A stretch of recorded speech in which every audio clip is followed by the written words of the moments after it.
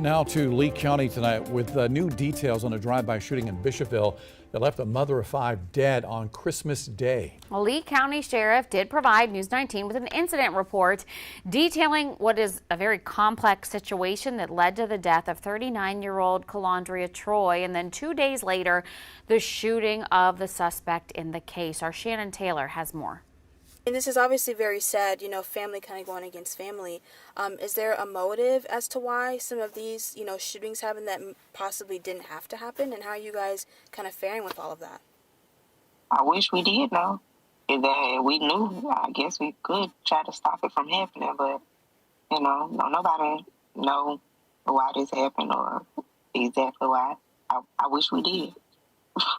The Lee County Sheriff's Office said the violence that happened over 2 days in December was a fatal shooting that led to an attempt at retribution.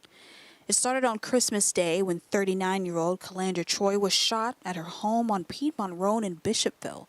According to this incident report, 2 women, Tiana Dinkins and Lasagna Nicole Williams, went to the home. Deputies say Williams was driving the car while Dinkins fired the fatal shots.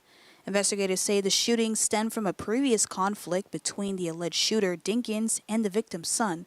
The son is still in the hospital. However, 2 days later, on Friday, December 27th, deputies say 2 more shootings took place in retaliation to Troy's death. The first one was at the home of the grandmother of the alleged shooter. Officers responded to that location. Luckily, no one was hit. They did recover multiple shell casings from that scene. We did have a vehicle description from some neighbors in the area that saw that vehicle that they were able to give to law enforcement. And the second shooting on Roar Road just 20 minutes later when Dinkins was wounded. She was taken to the hospital for her injuries.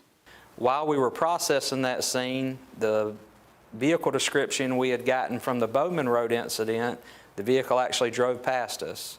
So officers conducted a traffic stop on that vehicle and ultimately got consent to search that vehicle, recovered 4 firearms out of that vehicle, and subsequently we made 3 arrests out of that vehicle in relation to these shootings.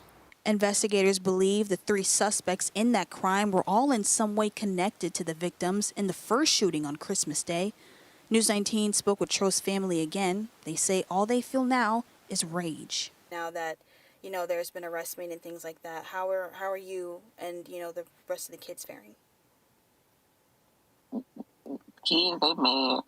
The kids, they mad more than anything. We all are. Everybody's mad, but it's still just adjusting to everything that's going on and everything that's to come forward. Williams, who deputies say was the driver of the car in the mother's killing, has been charged with murder and attempted murder. Tiana Dinkins is still in the hospital recovering from her gunshot wound, but will be arrested and charged after she's released. As for the 3 people accused of shooting her as payback, they're all facing charges of attempted murder. Shannon Taylor, News 19, WLTX. And tonight, Troy's family says they're asking for the public's help in funeral arrangements. The date for that funeral, though, has not yet been determined.